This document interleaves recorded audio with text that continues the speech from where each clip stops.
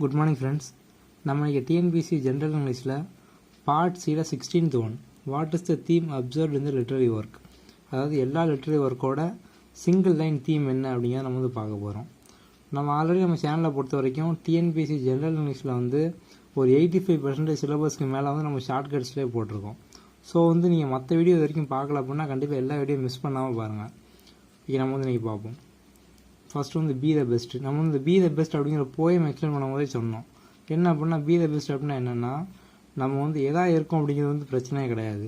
நம்ம வந்து ஒரு கேப்டனாக இருக்கோம், இல்லை வந்து ஒரு டீமோட லீடராக இருக்கோம், ஒரு டீமோட ஹெட்டாக இருக்கும், நம்ம எதா இருக்கோம், ஓகே, அது வந்து பிரச்சனையே கிடையாது. நம்ம வந்து கேப்டனாக இருந்தாலும் சரி, அந்த டீமில் ஒரு மெம்பராக இருந்தாலும் சரி, நம்மளோட பெஸ்ட் நம்ம கொடுத்தோம் அப்படின்னா வந்து நம்ம தான் அந்த ஃபீல்டில் வந்து கிங்கு. ஓகேவா? நம்ம வந்து எதாக இருந்தாலும் பிரச்சனை கிடையாது. What ever you are, give the best. ஓகேவா? நம்ம வந்து எதாக இருக்கும் அப்படிங்கிற பிரச்சனை கிடையாது.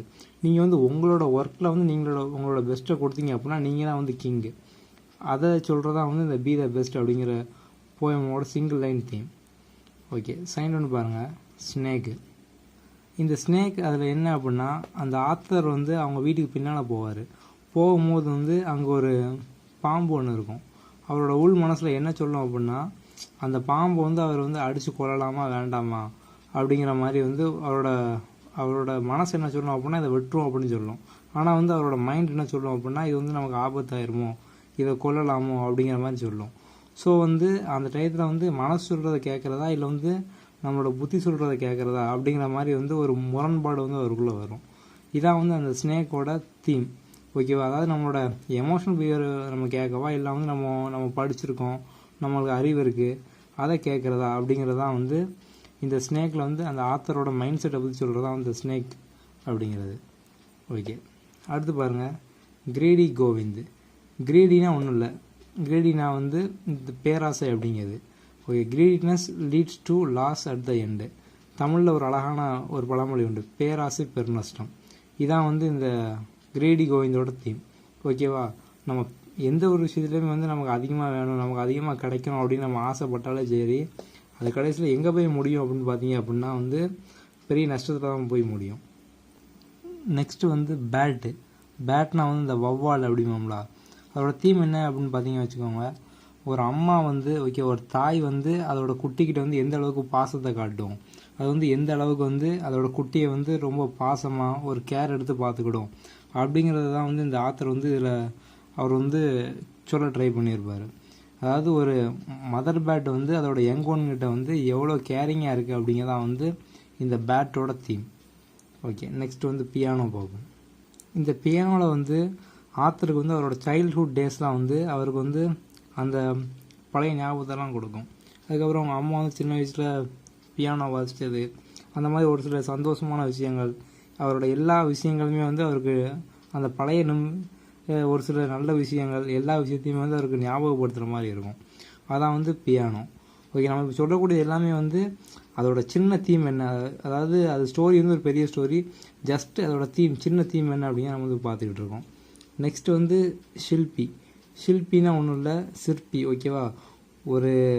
ஒரு கலைஞன், ஒரு சிற்பியோட அவரோட கைவண்ணம், கிரியேட்டிவிட்டி பற்றி சொல்கிறதா வந்து சில்பியோட ஒன்லைன் தீம். ஓகே, நெக்ஸ்ட் வந்து where the mind is without fear. இந்த where the mind is without ஃபியரில் வந்து ஆத்தர் வந்து இந்த வேர்ல்டு எப்படிலாம் இருக்கணும் அப்படிங்கிறது வந்து ஆசைப்பட்டிருப்பார். அதுக்கு என்னென்னா, நம்ம வந்து எந்த ஒரு ஃபியருமே இல்லாமல் இருந்தால் மட்டும்தான் வந்து நம்ம வந்து ஃப்ரீடத்தை வந்து அச்சீவ் பண்ண முடியும். அதான் வந்து when there is no fear in mind definitely we can achieve freedom. Author வந்து ரவீந்திரநாத் தாகூர். நெக்ஸ்ட் வந்து மார்க் ஆஃப் விஷ்ணு. இது என்னென்னா வந்து இதோட தீம் என்ன அப்படின்னா, நம்ம ஏதாவது ஒரு மூட நம்பிக்கை, குருட்டு நம்பிக்கை அதெல்லாம் இருந்தோம் அப்படின்னா வந்து கடைசியில் வந்து அதோட அவுட்கம், அதோட ரிசல்ட் என்னவாக இருக்கும் அப்படின்னா ஒரு பாதிப்பு ஏற்படுத்தக்கூடியதாக தான் இருக்கும். ஓகே, குருட்டு நம்பிக்கை வந்து கடைசியில் போய் ஒரு முட்டாள்தனமான ஒரு விஷயத்தில் போய் தான் முடியும். அதான் வந்து இந்த மார்க் ஆஃப் விஷ்ணு அப்படிங்கிறோட தீம். நெக்ஸ்ட் வந்து அவர் லோக்கல் டீம்.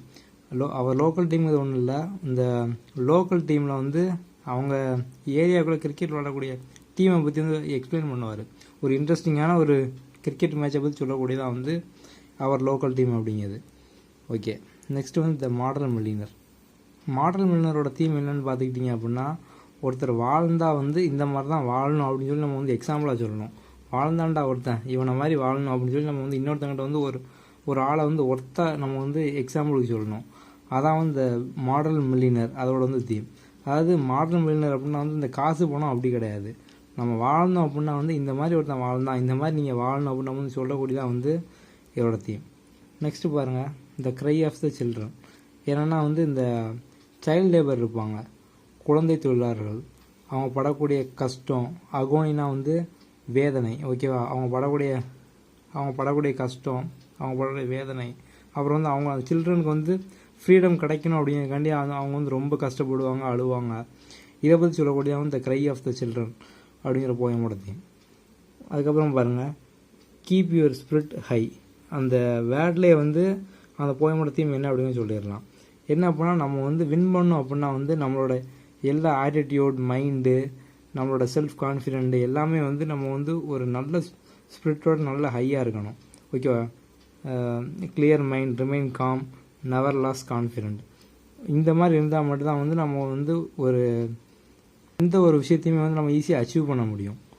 ஓகே, இதான் வந்து அந்த பார்ட் சியில் 16th ஒன். அதில் எல்லா தீமும் இதான்.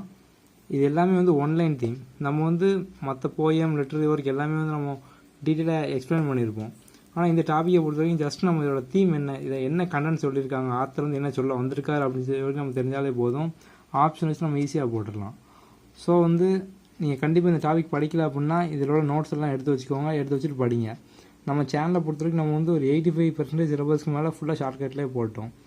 நீங்கள் வந்து என்னென்னா ஷார்ட்கட் படிச்சுட்டு கண்டிப்பாக ஒரு 3 days கழிச்சு ஒன்ஸ் ரிவைஸ் பண்ணிங்க அப்படின்னா உங்கள் லைஃப் லாங் மறக்காது. ஸோ கண்டிப்பாக படிக்கக்கூடிய எல்லா விஷயத்தையும் 3 நாள் கழிச்சு ரிவைஸ் பண்ணுங்கள். நம்ம சேனலில் உள்ள மற்ற வீடியோ, அதாவது பாலிட்டி, ஹிஸ்ட்ரி, ஜாகிரஃபி, எக்கனாமிக்ஸ் நம்ம எல்லாமே ஷார்ட்கட்ஸ்லேயே போட்டிருக்கோம். ஸோ வந்து நீங்கள் மற்ற வீடியோஸ்லாம் பார்க்கல அப்படின்னா கண்டிப்பாக பாருங்கள். இது வரைக்கும் நம்ம சேனலை சப்ஸ்கிரைப் பண்ணல அப்படின்னா கண்டிப்பாக சப்ஸ்கிரைப் பண்ணுங்கள். சப்ஸ்கிரைப் பண்ணக்கூடிய பெல் பட்டனை மறக்காமல் ப்ரெஸ் பண்ணுங்கள். Okay, thank you.